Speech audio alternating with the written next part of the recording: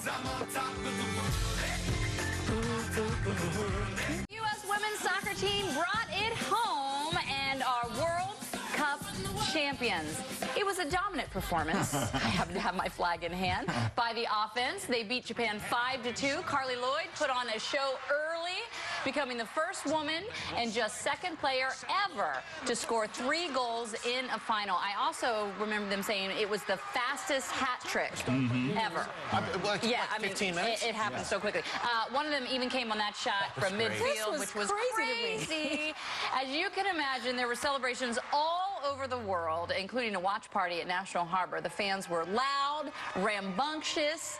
This is Team USA's 3rd World Cup title, as we know, which is a record, and their first since 1999. You could have given me... Well, Team USA's road to the World Cup championship will no doubt inspire girls all across America to hit the soccer pitch and realize a dream. It happened the last time they won the title 16 years ago. Fox 5's Bob Barnard is live in Fairfax with that side of the story. And Bob, a lot of people already playing behind you, looks like. Hey guys, this is the Golden Boot Camp here in Fairfax. A lot of excitement on this field today. Camp began at 9 o'clock this morning. Joining us is one of the coaches, Kristen Norkus, and the camp director, Tamir Linhart.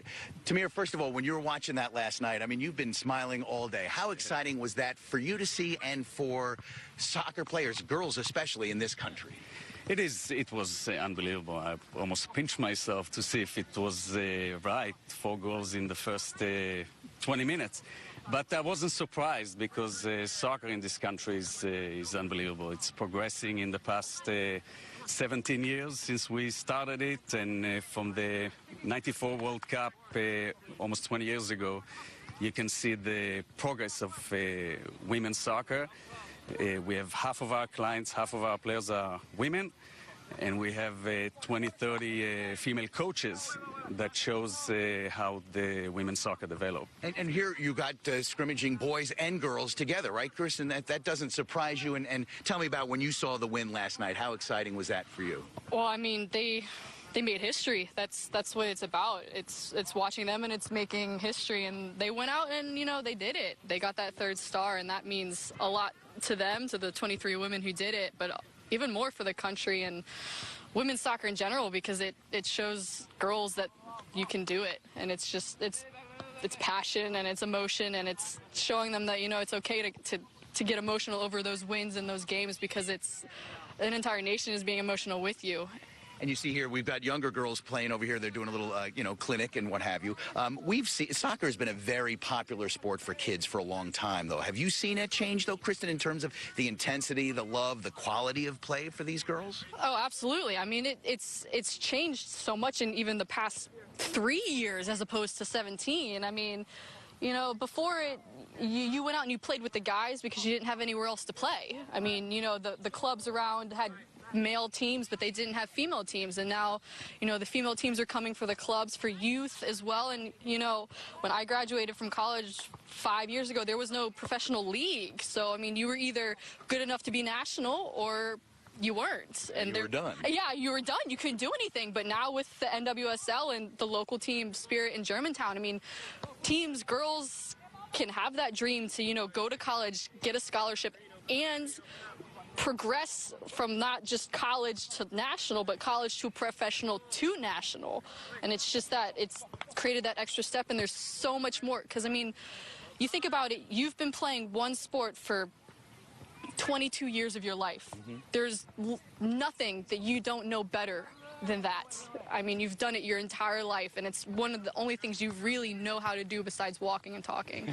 So, yeah, it's special. Awesome, Kristen. And Tamir, tell me this, like, are you finding that the enthusiasm for girls is just as much as for the boys playing soccer in your camps? Oh, absolutely. You can see the enthusiasm we have. As I said, half of the players are girls, and they can compete. They can compete physically, they can compete technically, and especially in terms of cognitive. They're smart, they make the right decision.